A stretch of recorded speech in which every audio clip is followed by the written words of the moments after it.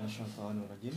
Bismillahirrahmanirrahim. Assalamualaikum warahmatullahi wabarakatuh. Waalaikumsalam warahmatullahi wabarakatuh. Alhamdulillahirabbil alamin. Allahumma shalli wa sallim wa barik ala nabiyyina Muhammad wa ala alihi wa ashabihi ajma'in. Amma ba'd. Yang kami hormati, ada dua tuan guru saya pada siang hari ini, yakni ada, saya sebutkan dulu dari yang paling bedik, ada Gus Bedik, dan yang satu ada Al-Ustadz Dr. Suryadi. Beliau dosen dari Universitas Brawijaya Malang. Nah, kali ini kita langsung to the point. Kita akan membahas tentang ini yang seakan-akan akhirnya disangkut pautkan dengan Islam. Padahal ada sangkut pautnya. Maksudnya gini, Islam yang akhirnya tertuduh sebagai tanda kutip terorisme. Nah, begini, kasusnya yakni tentang peristiwa pembacokan mahasiswa Katolik Pamulang. Ini sebenarnya bukan di Pamulang ini. Soalnya saya barusan telepon kawan-kawan yang di Pamulang, katanya, bukan di Pamulang. Pembacokan ini diduga dialami mahasiswa Katolik Universitas Pamulang, Unpam. Nah, nama kampusnya saja Pamulang, tapi kasusnya bukan di Pamulang.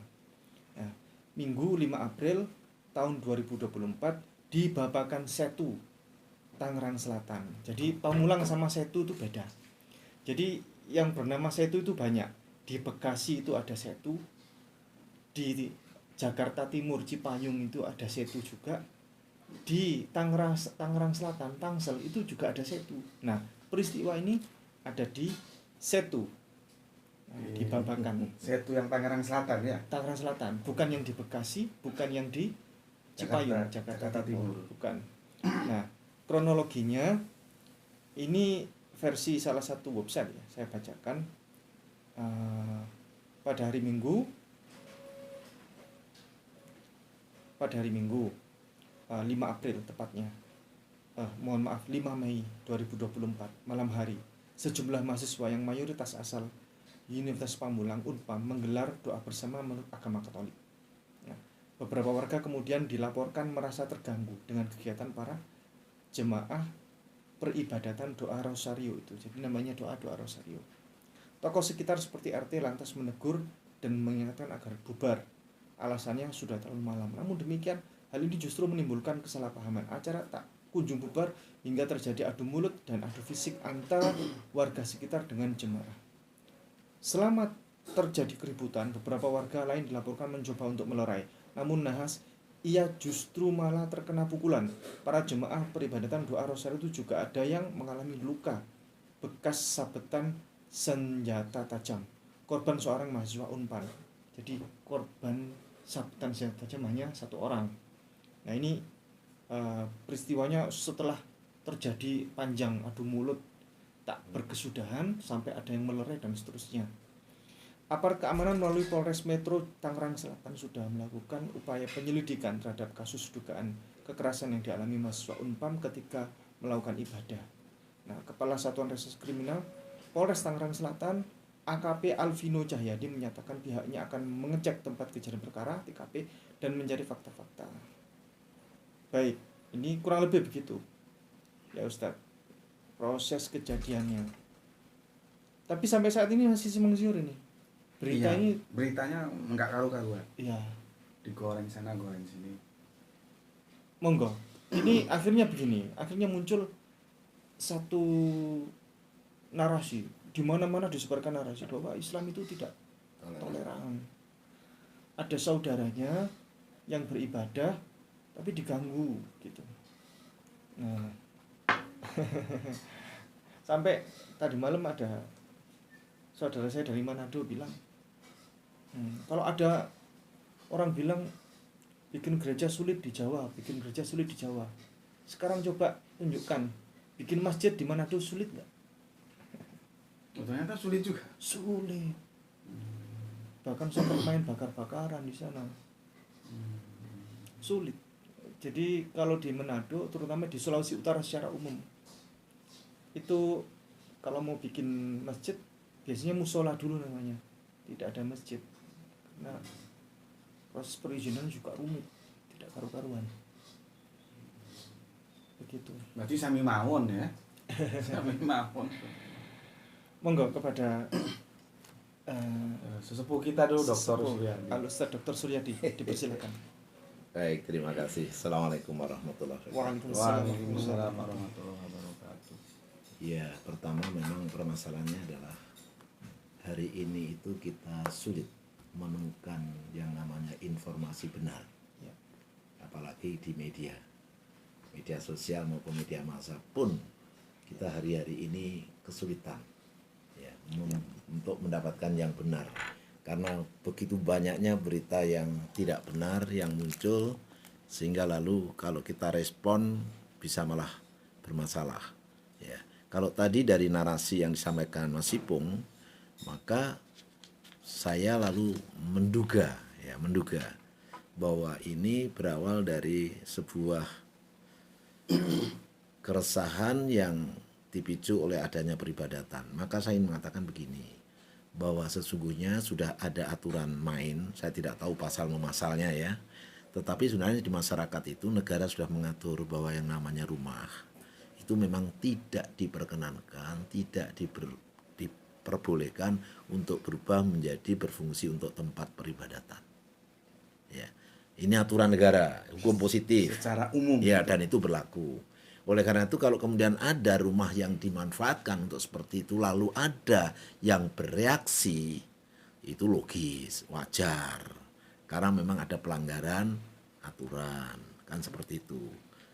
Hanya masalahnya adalah tentu tidak perlu teguran itu lalu dengan menggunakan kekerasan.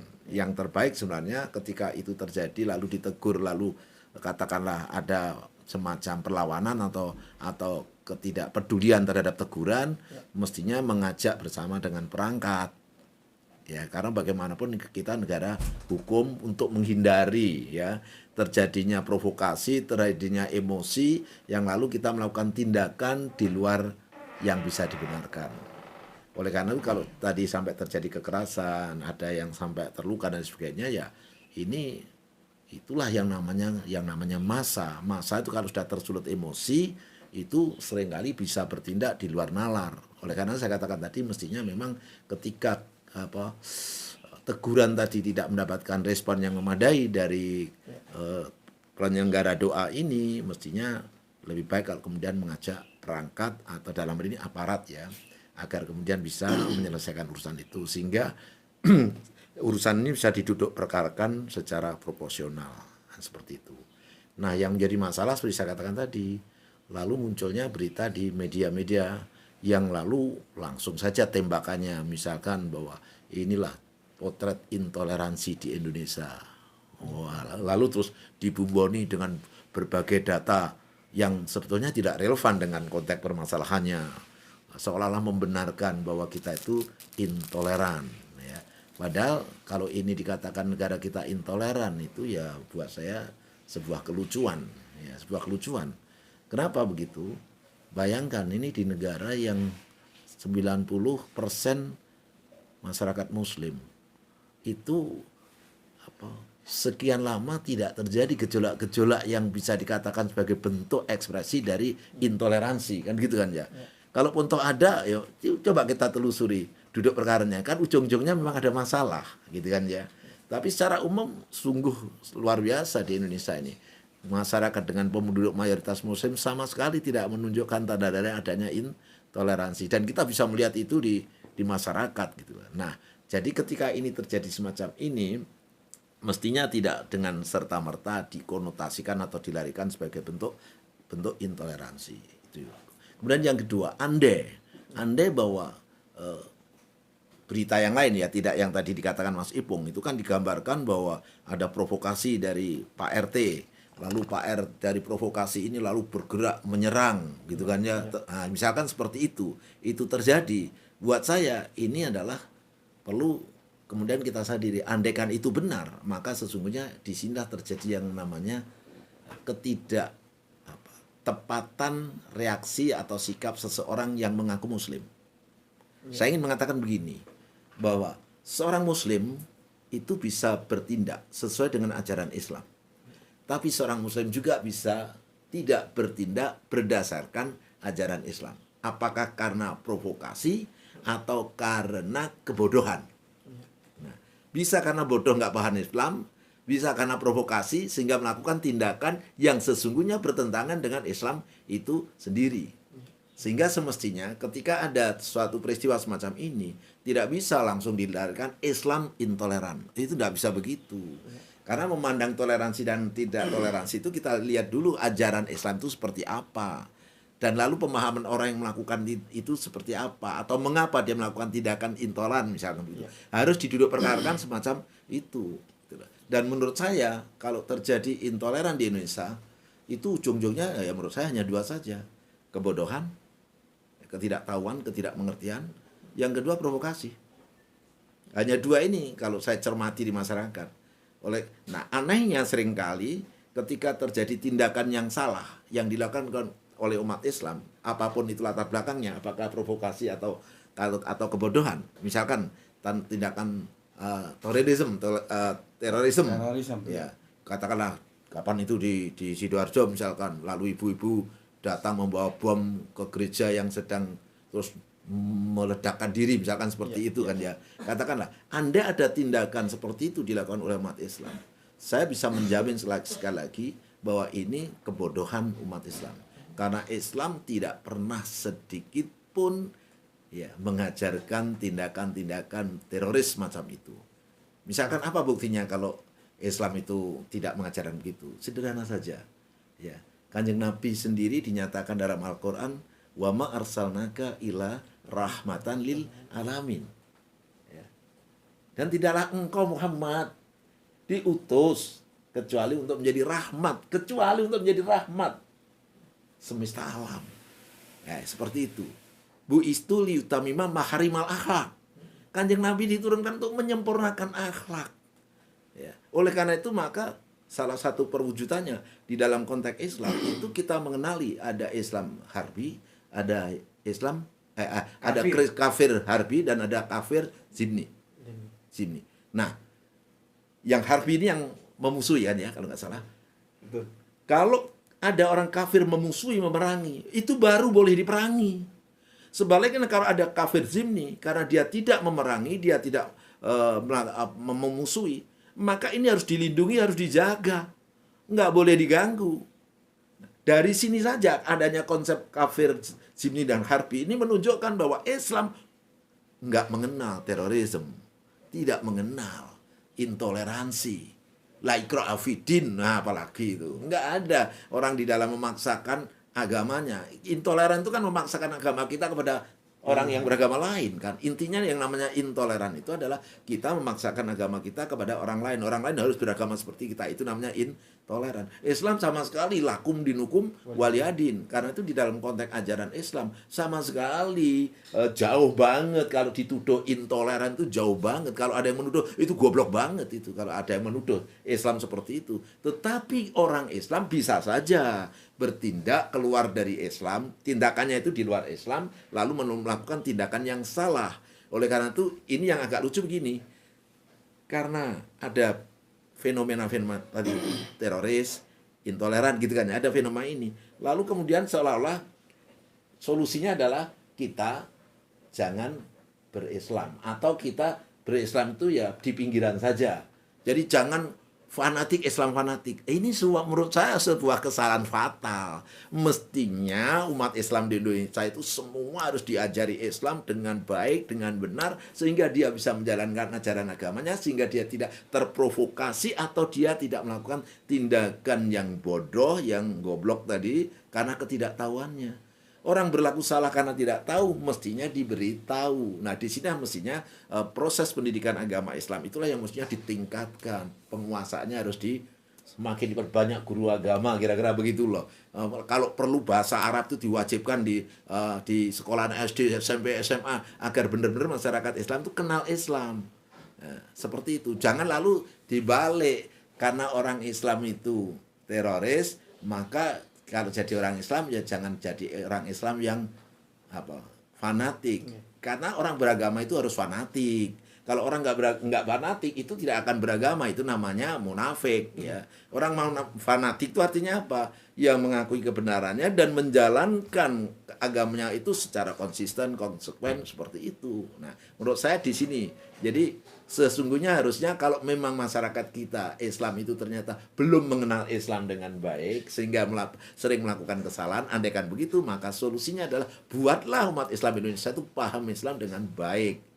Ya, seperti itu. Bukan lalu nyun sewu kesalahan umat Islam karena kebodohan atau karena provokasi, lalu kemudian kita blame agamanya. Agamanya lalu menjadi pihak yang tertuduh. Seolah-olah agama Islam adalah agama teroris. Itu nggak benar sama sekali, ya. Sama sekali, apalagi pernah itu seorang TikToker atau seorang yang sering muncul di media sosial tuh mengatakan bahwa teroris itu punya agama, agamanya Islam. Karena ada itu yang gitu kan.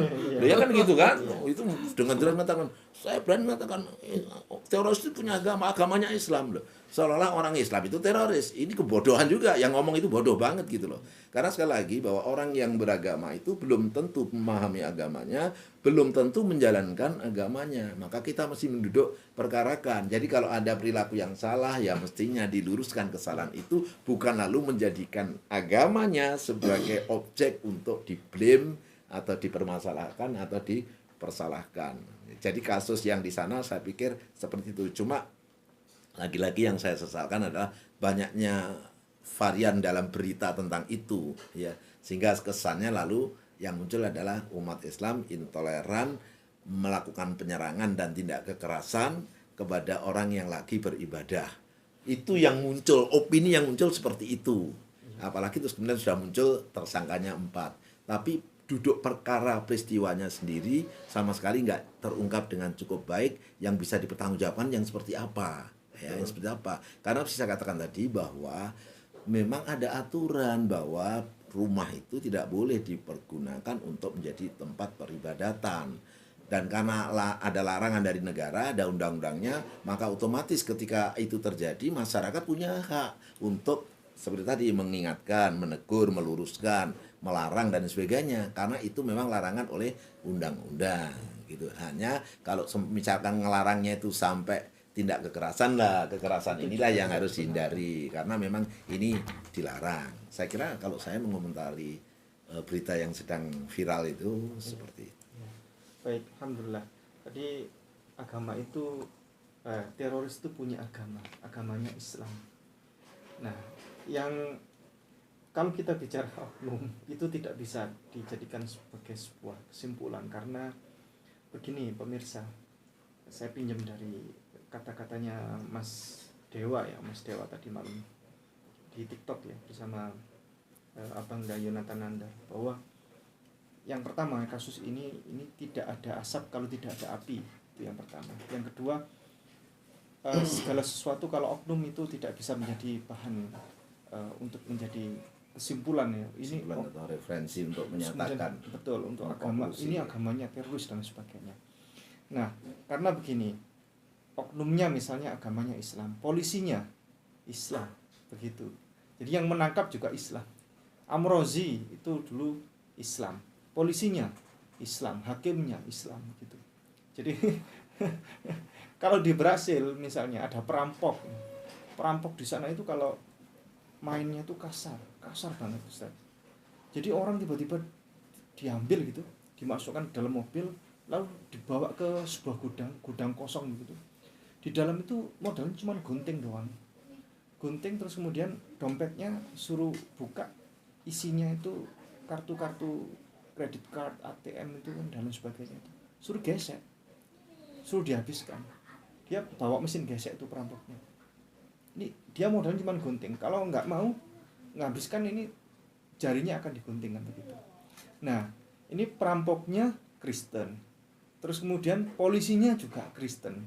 Jadi ini tidak bisa kemudian Kristen menjadi disematkan untuk sebagai agama perampok itu. Lah, polisinya juga Kristen kok. Sekejam itu ya. Begitu. Jadi mungkin seperti itu.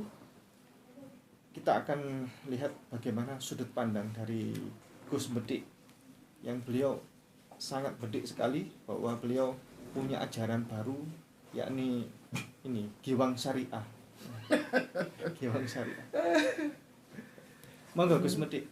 Oke, bismillahirrahmanirrahim. Iya. Mikrofonnya mungkin agak didekatkan Gus. Saya tak pakai dua dulu mikrofonnya. Siap. Oke, ini alhamdulillah ini hadiah dari Ayah Sophia. Semoga Allah catat sebagai amal soleh. Selalu mendampingi dakwah saya ini. Tolong dipahami dulu ya bahwa aku diundang sama Ayah Sophia di sini bukan dalam rangka mengadvokasi Islam, enggak. Ini dalam rangka mendudukkan masalah. Jadi kalau memang terbukti benar ya dibenarkan, ya siapa saja. Kalau terbukti salah ya disalahkan gitu ya. Jadi jangan bilang oh itu Gus Bekti itu walaupun Islam salah dibela dibenarkan gitu. Itu sudah salah 2 kali. Salah tuduhannya juga salah mengeneralisir. Ya. Jangan samakan antara Islam dan pemeluknya gitu. Kita kan nggak pernah bilang Kristen menjajah Islam. Walaupun kita tahu Belanda itu ya Kristen. Logikanya masuk nggak? Ya. Kita kan siapa yang menjajah Indonesia? Belanda. Kita nggak pernah bawa Kristen, nggak pernah gitu loh. Jadi aku sampaikan di sini karena apa? Opini ini yang dibentuk oleh media massa, ya media massa namanya jualan berita, bagaimana supaya dibeli. Ini nggak karu-karuan gitu loh. Sehingga mana yang benar, mana yang salah beritanya juga nggak tahu gitu. Sudah semua orang mau jual berita. Jadi kan kita harus hati-hati mengkonsumsi berita-berita. Ya itulah resiko dari kemajuan teknologi yang diwakili oleh satu alat yang namanya HP Android itu ya. Jadi satu genggaman kita bisa tahu apa saja. Makanya sekali lagi ya ini kami diundang dalam menduduk perkarakan masalah itu gitu. Oke. Aku dikirimi sebuah video ya. Coba kita dengar dulu ya. Ini dari apa ya? Dari TikTok. Nanti aku akan kasih penjelasan begini.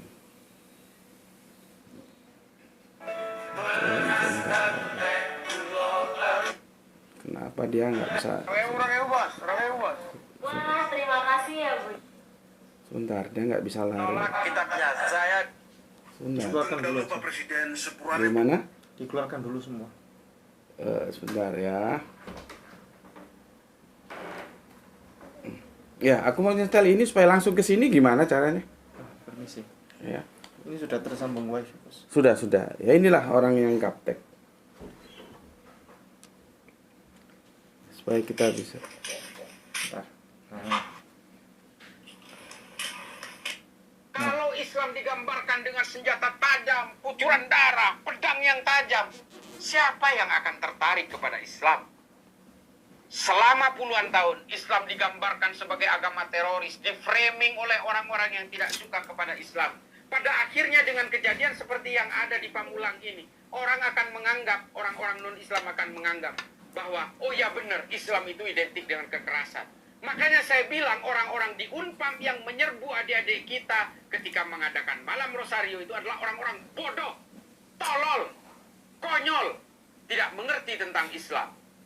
Kalau Islam digambarkan dengan senjata tajam, kucuran darah, pedang yang tajam, siapa yang akan tertarik kepada Islam?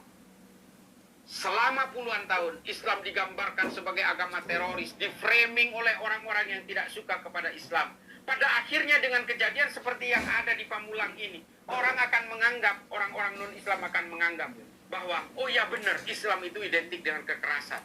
Makanya saya bilang orang-orang di Unpam yang menyerbu adik-adik kita ketika mengadakan malam Rosario itu adalah orang-orang bodoh, tolol, konyol, tidak mengerti tentang Islam. Oke. Kalau Islam digambarkan dengan senjata tajam, Oke ya, gini, aku akan memberi komentar sedikit dari video ini.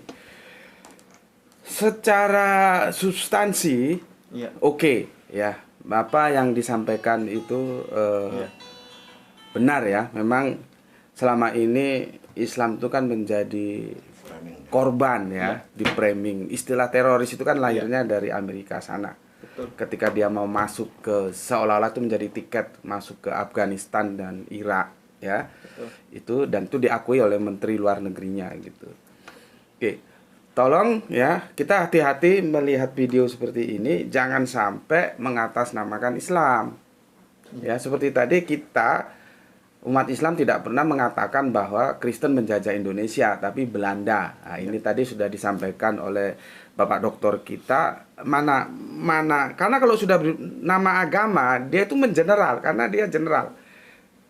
Sedangkan agama tidak mengajarkan seperti itu. Ya, jadi harus tahu mana agamanya, mana orang yang beragamanya, gitu ya. Oke, aku ulangi lagi apa yang disampaikan dalam video yang aku tunjukkan tadi suaranya itu secara substansial tuh aku oke.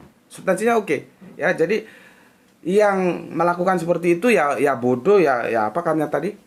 Goblok, blow on, ya benar karena itu tidak diajarkan dalam Islam hal-hal seperti itu, ya.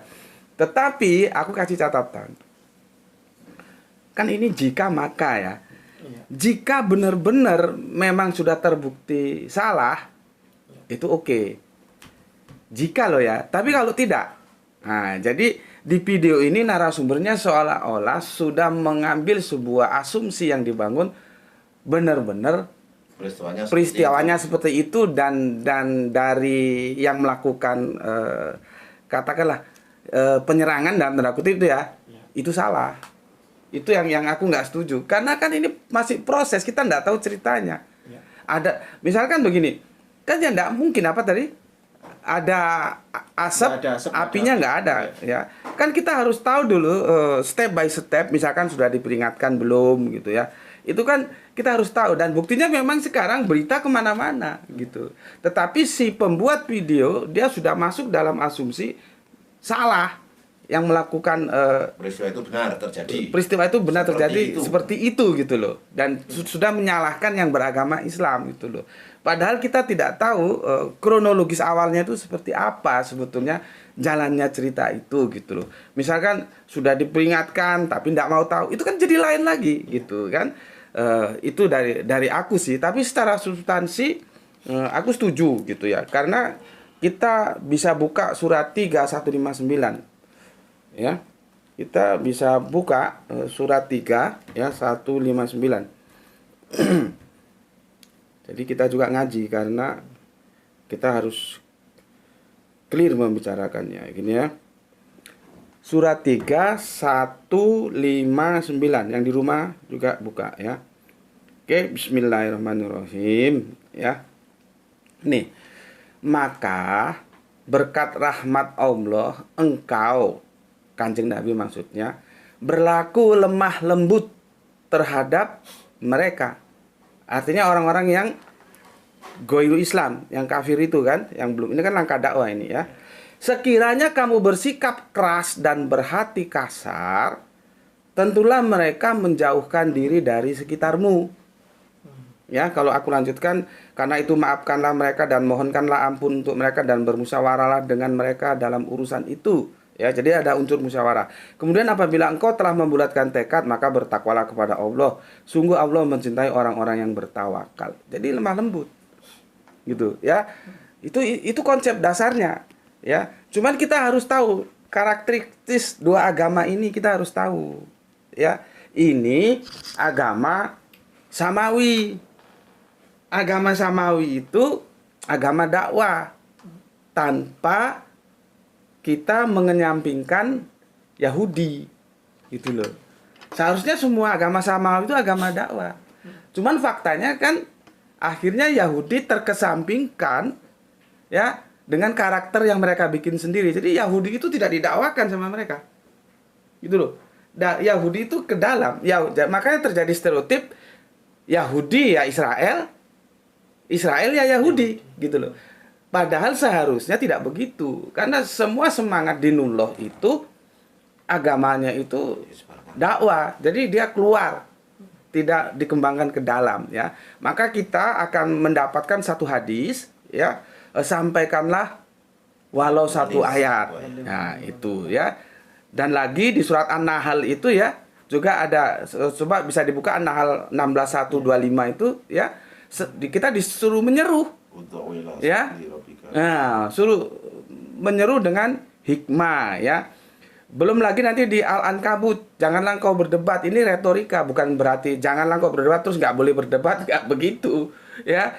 Janganlah engkau berdebat dengan ahli kitab kecuali dengan cara yang paling baik, yang bagus. Itu semua semangat untuk melakukan ekspansi keluar dengan aturan main yang bagus seperti itu. Ya, sama dengan itu kan di perjanjian terakhir di Al-Qur'an. Di perjanjian baru di Injil juga sama. Kalau kita buka Matius 28:19, jadikanlah semua bangsa muridku, baptislah mereka atas nama Bapa, Putra, dan Roh Kudus. Ya. Jadi sama ya. Kalau kita lihat aturan mainnya 1 Petrus 3:15 itu sudah menyampaikan juga, bersiap sedialah engkau apabila dimintai pertanggungjawaban tentang Kristus, tetapi sampaikanlah dengan lemah lembut. Sama sebetulnya ya. Yang sekarang karena sama-sama punya semangat dakwah atau expand keluar, itu di lapangan ketemu gitu loh. Di lapangan ketemu, dalam satu titik pertemuan itu ketemu. Disitulah peran negara membuat aturan main gitu loh. Aturan mainnya seperti apa sih? Misalkan kalau pendirian rumah ibadah mungkin ada kesepakatan berapa menteri itu, 2 atau 3 menteri. Itu gimana aturan mainnya ya. Terus misalkan rumah itu boleh enggak untuk menjadi tempat beribadah secara massal seperti itu. Itu aturan mainnya sudah ada gitu loh. Di sanalah pemerintah harus tegak, harus hadir, harus menyalahkan yang salah dan membenarkan yang benar gitu loh. Tanpa ada keraguan gamang, nggak ada mayoritas minoritas, nggak ada. Dalam kebenaran itu tidak diukur mayoritas yang benar, minoritas yang nggak ada gitu loh.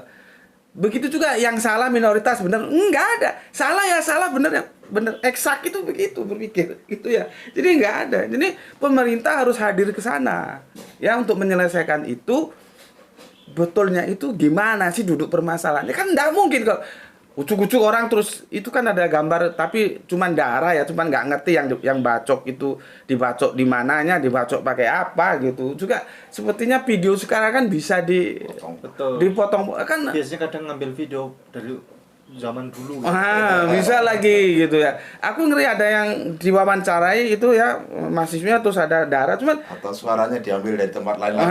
Yang mana kita harus maklum ya, memang begitu. Kita tidak bisa keluar dari semakin berkembangnya dunia informasi lewat yang satu perangkat yang telah melulantakkan semuanya, baik sampai radio sudah nggak ada, TV kalah, koran kalah, handphone mengalahkan segalanya ini, tukang foto sekarang kalah. Ini memang satu alat ini ajaib ini gitu. Nah sekarang tinggal bagaimana kita mensikapi itu, hati-hati menerima informasi gitu loh. Jadi jangan ditelan. Nah kehadiranku di sini kenapa mau diundang untuk menduduk perkarakan, jangan gampang mengambil kesimpulan. Karena kita tidak tahu, sementara berita itu begitu liar ya. Terus pun kalau nanti mengambil kesimpulan, hati-hati. Agama itu general. Islam, Kristen itu general. Tapi orang yang beragama tidak, dia lokal gitu loh. Ya, seperti tadi kan aku bilang, kita nggak pernah bilang Kristen menjajah Indonesia, meskipun kita tahu ya Belanda itu ya Kristen gitu loh. Jadi harus dibedakan gitu. Kita juga nggak mau ngawur. Begitu juga seandainya, kan kita sama-sama nggak tahu nih ya. Seandainya memang Pak RT-nya itu salah, itu kan ada RT-nya itu ya, dan terbukti melakukan pengeroyokan seperti berita, tapi kan itu dibantah juga. Oh itu sudah diingatkan gini-gini, terus mana yang benar? Iya kan? Aku nih jika memang Pak RT-nya salah, tidak melakukan prosedural peringatan gini-gini, langsung main datang dan orang ibadah terus di stop, ya itu salah, ya silakan dihukum. Gue juga nggak setuju gitu. Kalau gue berpikir begini, kalau ada orang beribadah ya meskipun sudah diingatkan, dia tetap beribadah, tolong tunggu. Tunggu sampai mereka selesai beribadah. Setelah itu didatangi, diajak ngomong, dialogis gitu loh. Jangan ketika meskipun dia salah ya, tolong kita hormati gitu loh. Selesaikan dulu aktivitas beribadahnya, baru kita minta waktu untuk ngobrol, untuk menduduk. Oh ini sebetulnya nggak boleh, ini begini. Di sana kita dialog gitu loh. Harusnya begitu ya. Maka sekali tadi, kalau memang terbukti ya Pak RT-nya dan semua pihak-pihak itu salah ya silakan tindakan hukum. Tapi juga begitu, kalau terbukti ternyata adik-adik kita yang salah sudah diingatkan, ternyata dilanggar aja, ya namanya orang ya gregeten toh. Dan mungkin poin pentingnya adalah jangan lalu dinisbahkan kepada bentuk agamanya. Betul. Nah, ini yang paling penting. Betul, Opini betul. yang menimbulkan konflik itu adalah ketika dinisbahkan pada Agama. Jadi nanti teman-teman Islam juga, misalkan nanti ternyata terbukti adik-adik kita yang salah. Yang salah itu ya adik-adik itu, jangan kamu bilang Kristen Katolik ini biang kerok, itu juga salah. Karena namanya Kristen Katolik itu mesti mengajarkan kebaikan. Baginda Yesus itu nggak mungkin ngajari orang kurang ajar gitu loh. Jadi kita harus sama-sama gitu loh. Gue ngomong gini fair nggak? Nanti dikirain gue nggak fair. Gue itu orangnya, objeknya itu ya yang jelas-jelas aja gitu. Jadi kalau nanti memang terbukti ya, Pak RT dan rombongannya memang salah, ya silakan tegakkan hukum. Yang salah ya Pak RT, ya jangan bawa-bawa Islam. Sebaliknya kalau yang terbukti adik-adik kita ya yang Katolik itu, Kristen Katolik yang salah, ya dihukum juga tanpa harus membawa nama agama Kristen Katolik. Enggak ya. Karena tidak ada satupun agama itu yang ngajarkan biang kerok gitu. Aku kira itu ya, tapi stressing pointnya begini. Aku ulangi lagi. Agama ini memang rivalitas. Rivalitas itu fakta. Makanya pemerintah, aku ingatkan pemerintah ya yang punya stakeholder harus benar-benar hadir dan punya peranan itu dioptimalkan. Kalau nggak bisa, karena wasitnya justru kalau nggak ada wasitnya gimana? Pasti pemerintah harus hadir sebagai wasit dan harus fair gitu loh. Kita juga kan nggak mau di framing teroris, sudah capek kita framing seperti itu. Makanya teman-teman Islam, saudaraku, hati-hati saudaraku ya. Nanti yang menjadi sasaran agama kita. Framing itu, opini itu kan nggak perlu benar atau salah toh. Yang penting pesan itu dilempar dan ditelan sama publik. Dia nggak akan mengkoreksi beritanya benar atau salah. Islam atau apa, Kristen, Katolik gimana? Enggak. Begitu dilempar ke publik, ditelan gitu loh. Makanya saudara-saudaraku yang Islam ya, kalau mau melakukan tindakan apapun, tolong diperhitungkan. Itu nanti merugikan Islam sendiri enggak. Jangan jadi bumerang maunya untuk menjaga Islam, justru merugikan Islam. Kita di framing habis-habisan. Islam itu kan ada dua sisi. Ada sisi ramah dan ada sisi marah. Masalahnya kita akan menjadi Islam ramah atau Islam marah. Itu lihat kondisinya. Seperti tadi yang disampaikan oleh Dr. Suryadi ini. Gue banyak belajar dari beliau ini ya. Karena gue kan di jalanan kuliahnya, beliau kan orang kampus. Ya, jadi kapan kita menjadi Islam ramah? Ketika dalam kehidupan sosial seperti ini. Kapan kita harus menjadi Islam marah? Ketika Islam diserang. Maka setiap peperangan kalau kita baca mulai Al-Baqarah tengah-tengah itu ya, sampai ke belakang, itu kita perang itu mesti dengan izin Allah. Artinya kita kalau nggak diizinkan perang ya nggak boleh perang. Gitu loh. Semua itu kalau diizinkan saat kita diperangi gitu loh. Makanya nanti kan kalau sana berhenti, kita disuruh berhenti. Kita pun membalas itu tidak boleh berlebihan, harus seimbang. Jadi konsep perjanjian lama itu masih diterapkan di perjanjian terakhir. Ya kalau di sana menghilangkan mata, kita menghilangkan mata. Sana mata satu, kita yang hilangkan mata satu, gitu loh. Nggak boleh kita berlebihan babat habis, itu nggak boleh.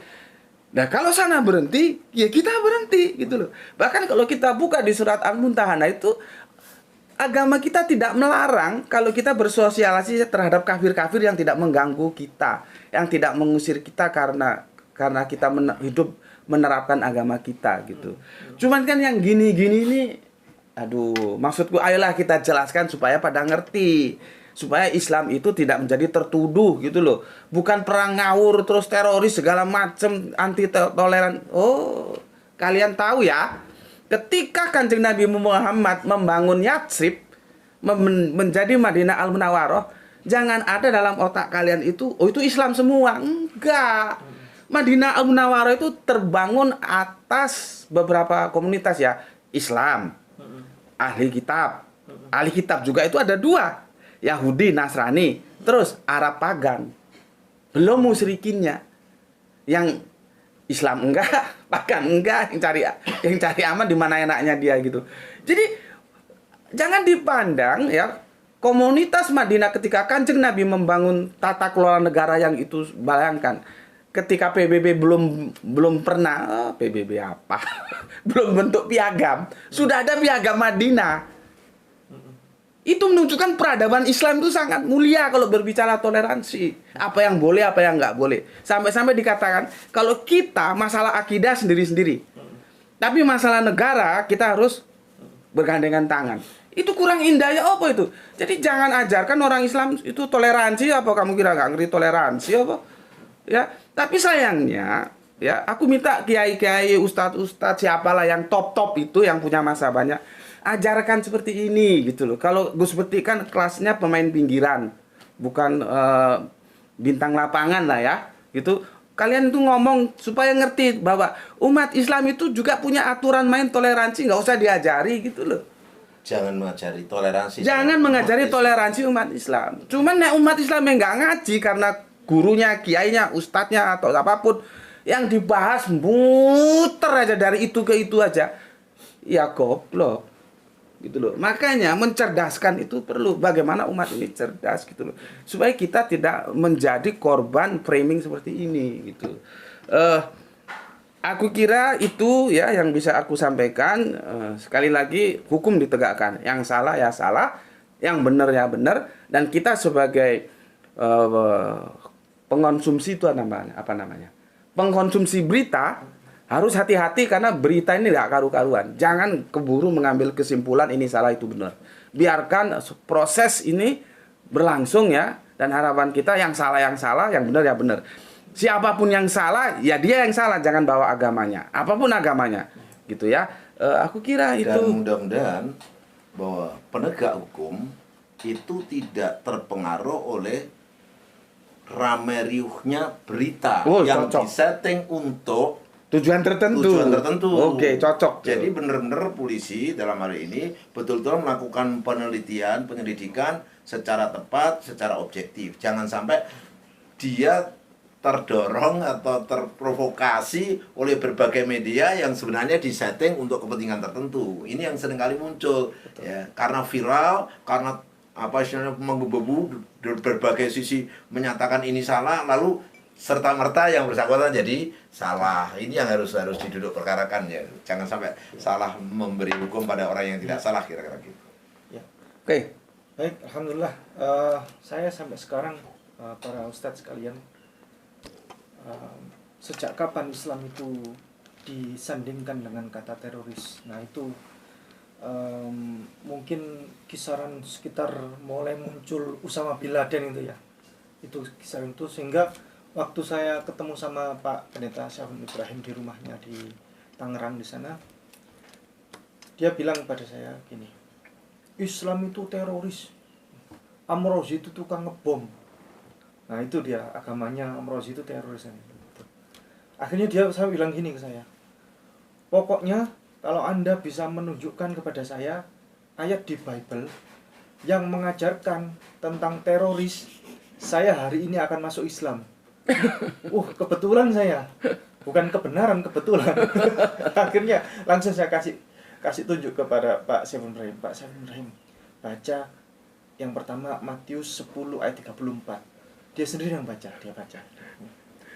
Jangan kamu menyangka bahwa aku datang untuk membawa damai di atas bumi. Aku datang bukan untuk membawa damai, melainkan pedang. Terus ini yang kedua Pak Syafun Ibrahim, Lukas 19 ayat 27, dibaca sama dia. Akan tetapi semua seteruku ini yang tidak suka aku menjadi rajanya, bawalah mereka kemari dan bunuhlah mereka di depan mataku. Kata Yesus. Akhirnya gimana Pak Zebul Ibrahim? Masuk Islam hari ini? Saya nagih kepada Anda sekarang. Dia baca lagi dia. Diam dia katanya. Terus, oh ini kata dia. Ini. Ini pedang rohani kata dia. Diam saya. Kalau sudah dijawab gini sudah saya. Kalau ampun. dibunuh di depan mata saya itu tadi Iya. juga dibunuh Bunuh. rohani. Rohani. Iya, bunuh rohani. Makan mungkin makan rohani. Terus kemudian minum rohani, puasa rohani, sunat rohani. Rohani. Perpuluhan rohani. Enggak dong, kalau per bulannya jangan dong. Jangan rohani. Waktu itu saya nagih, ayo saya tagih Pak Zebul Ibrahim, hari ini syahadat. Saya bilang gitu. Anda tadi bilang kan. Dia mengelak di situ. Baik, saya sekarang udah kapok. Kalau ada orang bilang, tunjukkan ayat di Bible kalau ada ayat seperti ini saya akan masuk Islam. Giliran ditunjukkan, ngeles lagi.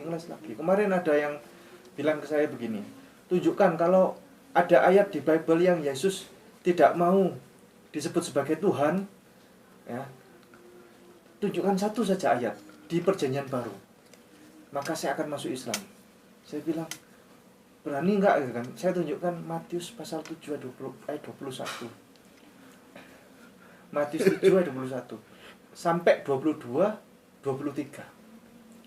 Sudah jelas itu Yesus enggak mau disebut sebagai Tuhan. Bahkan kalau ada yang nyebut sebagai Tuhan, sudah itu apa namanya? Disuruh nyah. Iya, nyala engkau. Dasar kau pembuat kejahatan kan begitu.